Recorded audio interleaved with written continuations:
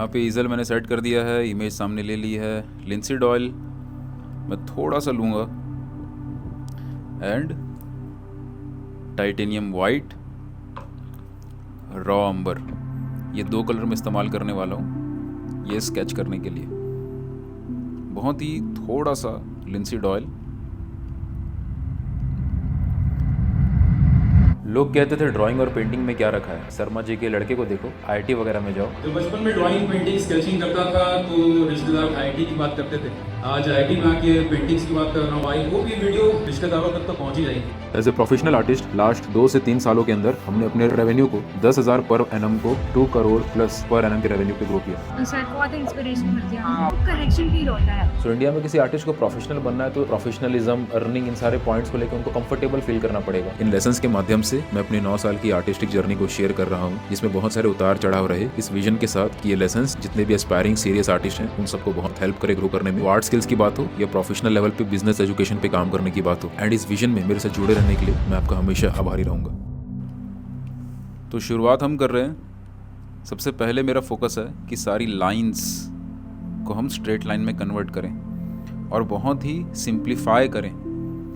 Portrait को sketch कर रहे हैं, फोकस ये नहीं है कि चेहरा मैच हो जाए, फोकस ये है कि सारी लाइंस सही जगह पे लग जाएं।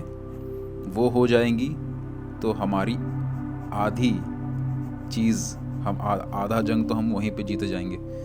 तो ये जो आप अभी स्टेज देख रहे हो, जहाँ पे मैंने सिंपल स्ट्रेट लाइंस में चीज़ों को अपनी अपनी जगह पे लगाया है, वो मोस्ट इम्पॉर्टेंट पार्ट है जब भी आप कोई स्केच करो, स्पेशली जब आप एक पोर्ट्रेट बनाओ। तो यहाँ पे आप देख सकते हो, सिंपल मैं ये देख रहा हूँ कि कैसे इस पूरे पोर्ट्रेट को हम स्ट्रेट लाइन में बना सकते हैं। आपको बिल्कुल भी लूमीज़ या किसी भी मेथड में कंफ्यूज होने की ज़रूरत नहीं है। वो सारी चीज़ें, वो सारे मेथड ये स्टेज सीखने के बाद इस स्टेज पे डिपेंड करते हैं। तो इसीलिए कई बार हम देखते हैं कि हम यूट्यूब पे लूमीज़ और बाकी मेथड के पीछे बहुत ज़्यादा डिपेंडेंट होने लग जाते हैं, लेकिन हम ये भूल जाते हैं कि लूमीज़ हो या कोई भी मेथड हो पोर्ट्रेट बनाने का, वो डिपेंड इस बात पे करता है कि आप सिंप्लीफिकेशन कितनी अच्छी कर रहे हो। अगर आपका ये स्टेज क्लियर नहीं है तो लूमीज़ या कोई मेथड सीख के कोई फ़ायदा नहीं है। और ये चीज़ खुद लूमीज़ और बाकी जितने भी आर्टिस्ट हैं जिन्होंने अलग अलग मेथड्स पे काम किया है पास्ट में, हिस्ट्री में, वो खुद शेयर करते हैं कि आपको सिंप्लीफिकेशन पे वर्क करना है, आपके लाइंस, एंगल्स, प्रोपोर्शंस पे वर्क करना है। और यहाँ पे मैं वही फोकस कर रहा हूँ। और अब आप यहाँ पे देख रहे हैं कि जब मैं आँखों का एरिया डिसाइड कर रहा हूँ कि आँखें कहाँ पे आएंगी, तो मैं ये नहीं देख रहा हूँ कि आँखों की एग्जैक्ट शेप कैसी है या आँखें हमारे रेफरेंस से मैच हो रही कि नहीं हो रही है। क्योंकि अक्सर जितने भी बिगिनर आर्टिस्ट हैं वो पोर्ट्रेट बनाते समय आँखों, लिप्स, नोज़, ये जो मेन फेशियल फीचर्स हैं इसको पूरा कॉपी करने का ट्राई करते हैं, ये सोच के कि हम इसको अगर एग्जैक्ट बना देंगे तो शायद हमारा चेहरा मैच होने लगेगा। बट वो बहुत आखिरी का स्टेज है। शुरू में बहुत ही सिंपल वे में हमें बस इतना देखना है कि जो भी चीज़ें हैं, जो भी फीचर्स हैं, आँखें हो, नाक हो, अगर हम कुछ और भी बना रहे हो, पोर्ट्रेट के जगह लैंडस्केप हो या फिगर ड्राइंग हो, बस ये चीज़ देखनी है कि जो भी हम बना रहे हैं उसको पहले तो हम सिंप्लीफाई कर लें और फिर वो चीज़ कहाँ पे आएंगी उस पे फोकस कर लें।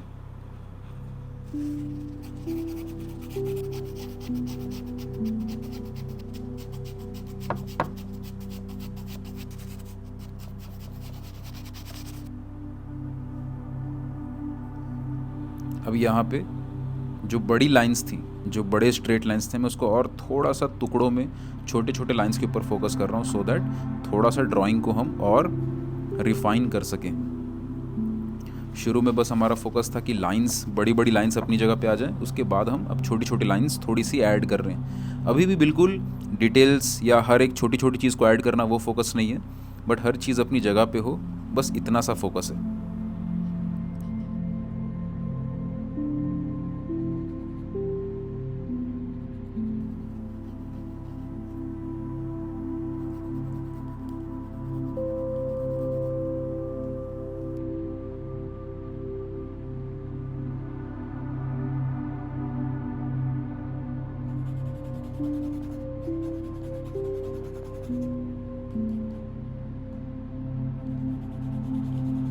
तो ये जो मैं क्विकली फिल कर रहा हूँ, ये इसलिए करा जाता है सो दैट हम शेप्स को और बेटर देख सकें। तो जितने भी डार्क एरियाज़ है जब हम उसको फिल कर देते हैं तो ज़्यादा ईजी होता है ओवरऑल शेप्स के हिसाब से आर्टवर्क को देखना, जहाँ पे हम ड्राइंग को और सुधार सकते हैं, ये चीज़ और समझ आनी शुरू होती है।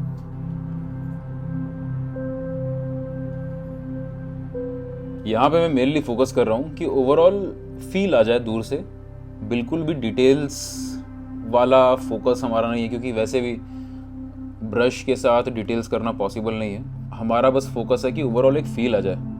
एंड जब हम ब्रश से काम कर रहे हैं तो सबसे बड़ा बेनिफिट ये होता है कि हम डिटेल्स पे फोकस ना करके ओवरऑल जो पिक्चर का फील है उस पे फोकस कर रहे होते हैं, और एक एक लाइन पे फोकस नहीं होता, ओवरऑल जो कंस्ट्रक्शन है उस पे फील होता है। अगर मैं ये आँख ड्रॉ कर रहा हूँ डायरेक्टली इस पेंट ब्रश से, तो मैं एक एक लाइन पे फोकस ना करके मैं ये देखूंगा कि ओवरऑल ये लाइन कहाँ पे जाएगी, ये लाइन कहाँ पे एंड होगी, ये लाइन कहाँ पे एंड होगी, एंड दैट इज़ इट। उतना अगर हो गया, चीज़ें अपनी प्लेस पे हैं, सारा एक ओवरऑल फील आ रहा है, तो हम आगे बढ़ सकते हैं, किसी और फेशियल फीचर पे काम कर सकते हैं। यहाँ पे मैं रफली चेक कर रहा हूँ कि अगर ये आँख नीचे से इस एंगल पे गई है, जैसे इस इमेज में हम देख सकते हैं कि एक एंगल है, उस एंगल को हम अज्यूम कर रहे हैं, तो अगर ये एंगल हम देखते हैं तो क्या इस एंगल से हम जाएं तो क्या ये आँख टच हो रही है, क्या ये ऊपर के एंगल से जाएं तो क्या ये आँख टच हो रही है, क्या ये जो आईब्रो है, आईब्रो के हम नीचे आ रहे हैं तो क्या ये वाला हिस्सा आ रहा है, क्या इसके नीचे हम जा रहे हैं तो नोज़ का ये वाला हिस्सा आ रहा है। तो ये सारे क्वेश्चंस हम पूछ के बस प्लेसमेंट्स कर रहे होते हैं, हम बिल्कुल भी डिटेल्स की चिंता नहीं कर रहे हैं, और इससे हमारा कंट्रोल बढ़ेगा हमारे ब्रशेस के ऊपर, हमारा कॉन्फिडेंस बढ़ेगा कि हम ओवरऑल फील को कैप्चर करने पे फोकस करें। क्योंकि जब ये ओवरऑल फील कैप्चर हो जाता है तो हम इसमें चाहें तो डिटेल्स भी ऐड कर सकते हैं, हम इसमें चाहें तो अपने हिसाब से कुछ नया एक्सपेरिमेंट कर सकते हैं, सेम कलर ना करके हम कुछ और बहुत सारी चीज़ें, पॉसिबिलिटीज़ बहुत ज़्यादा हैं यहाँ पे। जहाँ पे भी डार्कर लाइंस खिंचा जाती है उसको हम अपने टिश्यू पेपर से रब करके लाइट कर सकते हैं, ताकि हमारा अटेंशन उस डार्क लाइन की तरफ ना जाए। तो इसीलिए हम ट्राई करते हैं ओवरऑल हमारा पिक्चर लाइट रहे। तो आप हल्के हाथों से टच करके ये डार्क लाइन को लाइट कर सकते हैं, सो दैट वहाँ पे हमारा फोकस ना जाए। एंड कभी भी ऑयल ज़्यादा हो जाए लाइंस पे, फॉर एग्ज़ाम्पल अगर मैं यहाँ पे ऑयल ज़्यादा ले लेता हूँ और लाइन इस तरीके से आपको बहती हुई दिखे, बहुत ज़्यादा गीला हो जाए पेंट, तो उसको तुरंत रब कर देना या हल्के हाथों से टच करके एक्सेसिव जो ऑयल है उसको हटा देना बहुत ही आसानी से पॉसिबल है। ओके, तो हम हमेशा पेंट, हमारा जो लिंसीड ऑयल है उसको बहुत कम रखेंगे, पेंट ही ज़्यादा हमारे ब्रश में रहेगा, ताकि हम इजीली लाइन पे कंट्रोल कर सकें, हमारे पेंट्स बहे नहीं। अब क्योंकि हम एक ओवरऑल फील यहाँ पे देख चुके हैं, तो अब मैं सोच सकता हूँ कि मैं थोड़े से किसी लाइन को हल्का सा डार्कनेस ऐड करूँ, सो दैट थोड़ा सा फीचर्स जो थोड़े से हमारा ड्राइंग का कंस्ट्रक्शन पार्ट है वो थोड़ा सा और उभरे। तो इसके लिए मैं हल्के हाथों से अब वापस ड्राइंग को वापस से चेक कर रहा हूँ कि जैसे ये मूंछों वाली लाइन है, ये यहाँ पे गई, यहाँ से नीचे आई, यहाँ से फिर वापस ऊपर गई, और मैं सारे लाइंस को स्ट्रेट लाइन में रख रहा हूँ, सो दैट हम ज़्यादा अच्छे से प्रोपोर्शंस पे फोकस कर सकें। बिल्कुल भी इस बात की चिंता नहीं करनी है कि फेस तुरंत मैच हो जाए। हमारा फोकस ये होना चाहिए कि सारी चीज़ें अपनी अपनी जगह पे लग रही हैं कि नहीं, आंखें अपनी जगह पे होनी चाहिए, नाक अपनी जगह पे फील हो रहा है कि नहीं, मुंह वाला एरिया अपनी जगह पे है या नहीं, कान अपनी जगह पे आ रहे हैं कि नहीं, चीज़ें अपनी अपनी जगह पे अगर फील हो रही हैं तो हम धीरे धीरे इस पर बिल्ड करेंगे। अगर बहुत ज़्यादा आपका फोकस है कि मैं तुरंत मेरा चेहरा मैच हो जाए, पोर्ट्रेट में मेरा फेस मैच हो जाए, तो गलती क्या होती है कि हम एक एक फीचर को थोड़ा सा डिटेल्स देना शुरू कर देते हैं कि एग्जैक्ट वो लिप्स लगे, एग्जैक्ट वही नाक लगे, एग्जैक्ट वही आंखें लगें, और इस चक्कर में फील आने भी लग जाता है, हमें लगने भी लग जाता है कि वो मैच कर रहा है। वो इसलिए क्योंकि आंख, नाक, मुंह, स्पेशली आंखें और लिप्स, ये दो चीज़ें काफ़ी होती हैं एक लाइकनेस फील कराने के लिए। लेकिन प्रॉब्लम ये होती है कि आपकी आंखें और लिप्स आप मैच करवा दोगे, आपको फील भी आ जाएगा कि हाँ मेरा पोर्ट्रेट तो मैच हो रहा है, अंदर से खुशी भी मिलनी शुरू हो जाएगी, लेकिन ओवरऑल कहीं से सिर थोड़ा टेढ़ा है, कान थोड़ा नीचे है, तो ओवरऑल जो कंस्ट्रक्शन है वो कमज़ोर रह जाता है। तो इसीलिए ये बहुत ज़रूरी है कि आप नाक, कान, आँख, इन सब के फेशियल फीचर्स के अंदर घुसने से पहले ओवरऑल कंस्ट्रक्शन सही है कि नहीं, लाइंस सारी चीज़ों की प्रोपोर्शंस, एंगल सब कुछ सही है कि नहीं, उस पर फोकस करें सो दैट ओवरऑल एक सॉलिड फाउंडेशन हमें मिले। उसके बाद हम धीरे धीरे चीज़ें ऐड करेंगे। तो वो बेटर अप्रोच है किसी भी सब्जेक्ट को करने का, भले वो पोर्ट्रेट हो या कोई और सब्जेक्ट भी हो, ये सबसे बेहतर अप्रोच होता है क्योंकि ओवरऑल कंस्ट्रक्शन आपका सही होता है। अगर कंस्ट्रक्शन सही है तो ओवरऑल आपका आर्टवर्क स्ट्रांग लगेगा। उसके बाद आप धीरे धीरे चीज़ों को ऐड कर सकते हैं सो दैट उसमें और डेप्थ आ सके। एक बार हमने जब ओवरऑल एक बेसिक फॉर्म अचीव कर लिया तो अब मैं कहीं कहीं पे डार्कर लाइन ऐड करूंगा सो दैट ड्राइंग को मैं और क्लियरली देख सकूं। ये डार्कर लाइन अगर मैं शुरू में ऐड किया होता तो ये डिस्ट्रैक्शन बन जाती, बट इस फेज में पहुंचने के बाद डार्कर लाइन लगा के एक आइडिया ले सकते हैं कि हमारी ड्राइंग सही जा रही है कि नहीं। थोड़े डार्कर शेड यूज करते हैं ड्राइंग को और ज्यादा क्लियरली देख पाने के लिए। जब तक ड्राइंग का पार्ट सही है तब तक सारी चीजें सही है। इसलिए ऑयल पेंट हम भले यूज कर रहे हैं लेकिन हमारा फोकस ड्राइंग के लेवल पे है। Drawing is the most important part. आप भले ही कोई भी कलर मीडियम क्यों ना कर रहे हो, अभी भले ही हम ऑयल पेंटिंग कर रहे हैं, डायरेक्टली पेंट ब्रश से आर्टवर्क को बना रहे हैं, लेकिन अल्टीमेटली हम ड्राइंग ही कर रहे हैं। ये अगर सही जा रहा है तो सब कुछ सही होगा। अगर ये खराब जा रहा है तो हम पेंटिंग कलर को कितना भी मिक्स कर लें, कितनी भी चीज़ें कर लें, उन सब का कोई फ़ायदा नहीं है। अक्सर ऑयल पेंटिंग देख के बहुत लोग अट्रैक्ट हो जाते हैं, हमें भी ऑयल पेंटिंग करना है, लेकिन ऑयल पेंट में असली जादू नहीं है। असली जादू छुपा है कि आपका ड्राइंग के पार्ट आपका कितना क्लियर है। मैं भले ही अभी ऑयल पेंट कर रहा हूँ लेकिन मेरा फोकस कंप्लीटली ड्राइंग के लेवल पे। अगर यहाँ पे मैं ऑयल पेंट का डार्कर शेड लगा रहा हूँ या ऑयल पेंट को ही लाइट करके लगा रहा हूँ, दोनों ही केस में फोकस इस बात पे कि ड्राइंग सही बने। इसलिए जब भी मैं बोलता हूँ कि फंडामेंटल सही करो, इसका मीनिंग ये होता है कि ये जो पॉइंट है कि ड्राइंग सही आ रही है कि नहीं आ रही है, ये एक फंडामेंटल पार्ट है। भले हम पेंसिल से कर रहे हो, चारकोल से कर रहे हो या डायरेक्टली पेंट ब्रश से कर रहे हो। स्टार्ट ओवर फिनिश रूल ये कहता है कि ये जो स्टार्टिंग का हिस्सा जहाँ पे हम प्लेसमेंट्स कर रहे हैं, लाइन्स, एंगल्स, प्रोपोर्शंस ड्रॉ कर रहे हैं, अगर ये हिस्सा के ऊपर आप फोकस कर रहे हो तो आपकी लर्निंग बहुत ज़्यादा स्पीड होगी, आप बहुत जल्दी अपनी आर्ट स्किल्स को डेवलप करोगे। तो स्टार्ट ओवर फिनिश, स्टार्टिंग के स्टेज पे मैक्सिमम एफर्ट्स डालिए। जितना एफर्ट आप स्टार्टिंग के स्टेज में डालोगे, इस स्टेज में डालोगे, अपने आप आपकी इम्प्रूवमेंट फास्ट हो जाएगी। अक्सर जितने भी बिगिनर आर्टिस्ट हैं, जब मैं भी शुरू किया था तो एंड के स्टेज पे ज़्यादा फैसिनेशन होता है कि तुरंत ड्राइंग हो जाए, सारी चीज़ें जल्दी जल्दी, लाइंस वगैरह सब कुछ हो जाए, हम तुरंत कलर स्टार्ट करें, कौन सा कलर लगाना है, कौन सा कलर मिक्स करना है, इन सब पे फोकस करें क्योंकि मज़ा उसमें आता है। लेकिन ओवर ए पीरियड ये चीज़ समझ में आई कि आप कितना भी कलर मिक्स कर लो, कितनी भी डिटेलिंग्स करने की आपके अंदर से इच्छा क्यों ना आए, जब तक शुरू के स्टेज, जो बोरिंग स्टेज है, जहाँ पे हम सिर्फ लाइंस देख रहे होते हैं, एंगल्स देख रहे होते हैं, शेप्स देख रहे होते हैं, ये भले बोरिंग लगता है, बट ये जो स्टेज है अगर ये सही नहीं है तो आप कितना भी मेहनत करो, इस पेंटिंग में कितना भी डिटेल्स ऐड करो, उसका कोई फ़ायदा नहीं है। इसलिए स्टार्टिंग के स्टेज में अपने आप को कंट्रोल करिए और फोकस करिए जो ड्राइंग का पार्ट है वो बहुत ज़्यादा सही हो। एक बहुत बड़ी पेंटिंग की मिस्टेक जो मैं एज ए बिगिनर करता था कि पेंटिंग करते समय बहुत ज़्यादा मन करता है कि जल्दी जल्दी ड्राइंग का पार्ट कंप्लीट हो और मैं कलर करना शुरू करूं, डिटेल्स ऐड करना शुरू करूं, या ड्राइंग एक बार ख़त्म हो गई है, अगर उसमें कुछ मिस्टेक होगी भी तो मैं आगे चल के जब पेंट्स करूंगा, डिटेल करूंगा तो कुछ गड़बड़ दिखेगी तो मैं ठीक करता जाऊंगा। लेकिन जितना ज़्यादा आप डिटेल्स ऐड करते जाते हो, कलर करते जाते हो, उतना मुश्किल होता जाता है ड्राइंग की गलतियों को खोजना। इसलिए शुरू में ही अपने इस इच्छा को कंट्रोल करके फोकस करना कि ड्राइंग ज़्यादा से ज़्यादा मैं सही कर सकूं, ये बहुत ज़्यादा हेल्प करता है आने वाले स्टेजेस के ऊपर। इसलिए आर्टवर्क अच्छा बनेगा कि नहीं बनेगा इस बात पर डिपेंड करता है कि शुरू के स्टेजेस में हमने अपने आप को कितना कंट्रोल करके लाइन्स, एंगल्स, प्रपोर्शंस, ड्राइंग के पार्ट पे फोकस किया। क्योंकि अगर ये गड़बड़ है तो आने वाली सारी मेहनत बर्बाद होने वाली है।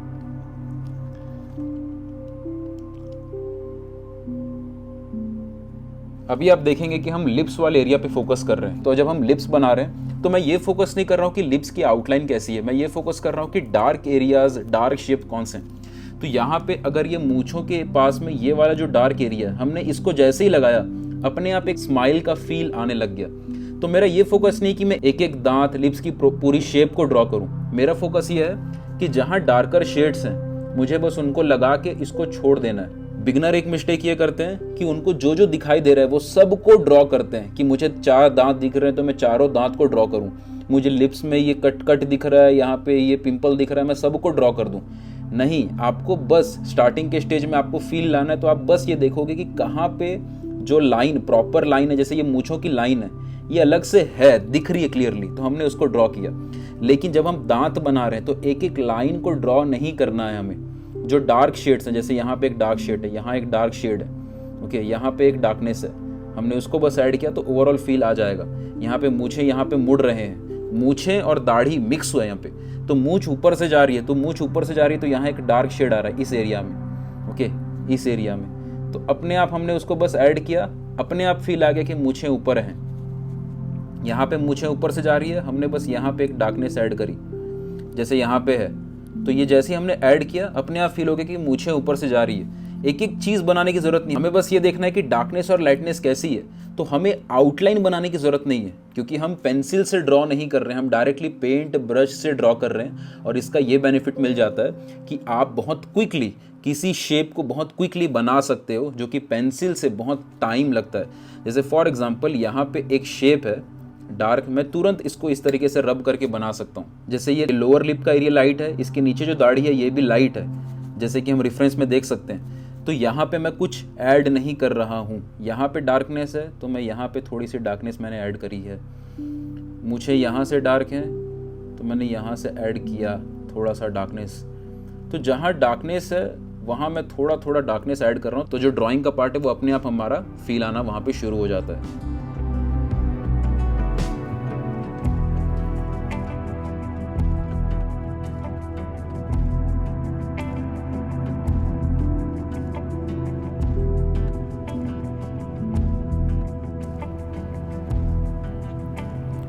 तो यहाँ पे मैं हल्का सा दांतों के बीच में हल्की सी डार्कनेस मैंने ऐड करी। छोटी छोटी चीज़ें मैं थोड़ा बहुत ऐड कर रहा हूँ, हल्का सा फील आएगा जिस चेहरे को हम बना रहे हैं उस चेहरे का। अगेन मैं वापस इस बात को रिपीट कर रहा हूँ कि मैं यहाँ पे मेरा गोल नहीं है कि मैं एक एक लाइन को एग्जैक्टली बनाऊँ जैसा हमारा रेफरेंस का है। मेरा काम बस अभी फोकस इतना ही है कि ओवरऑल जो कंस्ट्रक्शन है वो सही सी लगे, चीज़ें अपनी जगह पे सही हों। एंड शुरू में सिंप्लीफाई करने के बाद बस अब थोड़े थोड़े कर्व्स, थोड़े थोड़े एडिशंस मैं कर रहा हूँ। अभी भी मैं एग्जैक्ट रेफरेंस की तरह चीज़ें हो जाएं वो फोकस नहीं है, बट वहाँ से इंफॉर्मेशन लेके, जो सामने इमेज है उससे इंफॉर्मेशन लेके चीज़ें थोड़ी थोड़ी ऐड कर रहा हूँ, क्योंकि इस स्टेज का फोकस ही इतना होने वाला है। एंड जैसे जैसे अगर हम इस पेंटिंग को फर्दर कंटिन्यू करते हैं, अगर इस पेंटिंग को हम चाहते हैं कि हम डिटेल्स तक लेके जाएं, कलर्स ऐड करें, सारी चीज़ें करें, तो उस पूरे स्टेज के दौरान हम कहीं ना कहीं ड्राइंग को थोड़ा थोड़ा ठीक कर रहे होते हैं। क्योंकि जैसे जैसे आप आगे बढ़ते हो, कलर्स ऐड करते हो, चीज़ें ऐड करते हो, शेप्स ऐड करते हो, डार्कनेस लाइटनेस पे आते हो, तो आपको पता चलता है कि हाँ शायद ये जगह थोड़ा सा ड्राइंग का मिस्टेक लग रहा है, तो आप उसको ठीक करते हो। फिर आपको लगता है नहीं इस जगह पे थोड़ी सी ड्राइंग ऑफ लग रही है, तो आप उसको ठीक करते हो। तो पेंटिंग बनाने के पूरे स्टेज तक, शुरू से लेके एंड तक, पेंटिंग ख़त्म होने तक हम ये देख रहे होते हैं कि कहीं ड्राइंग को ठीक करनी है क्या। इस चीज़ को अगर आप ध्यान दोगे तो ऑटोमेटिकली आपका इम्प्रूवमेंट बहुत फास्ट हो पाएगा।